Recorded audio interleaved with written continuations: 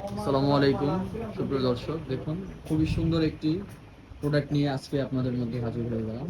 খুবই সুন্দর একটি সোফা কাম বেড, একটি কিং সাইজের সোফা কাম বেড। কালারটি দেখুন খুবই সুন্দর, একেবারে আপডেট একটি মডেল।